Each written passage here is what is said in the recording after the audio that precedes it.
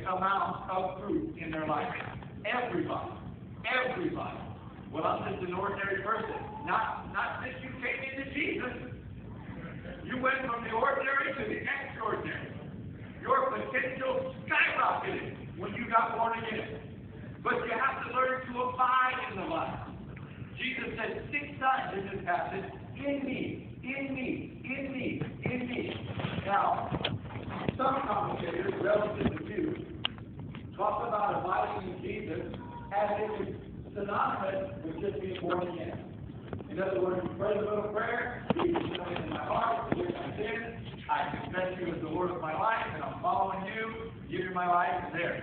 Now, as long as you're still a Christian, as long as you come to church, well, then you're abiding in Him. That's not true. I said, that's not true. I said, that's not true. If that was true, then everybody that was doing that would be bearing much fruit. We know that's not true. See, abiding in Him is not just being born again. That's the door in. But it's fellowshipping with Him and learning to allow Him to speak into your life and for you to connect with Him and to have this relationship and this dialogue between the two of you that you're walking together. You're working together. That's what He's looking for. And that's what makes all the difference.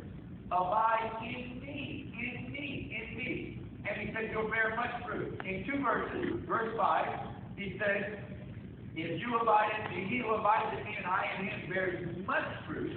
And then verse 8, by this my Father is glorified, that you bear much fruit.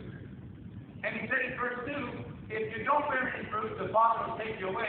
But if you bear some fruit, the Father will prune you so that you bear what?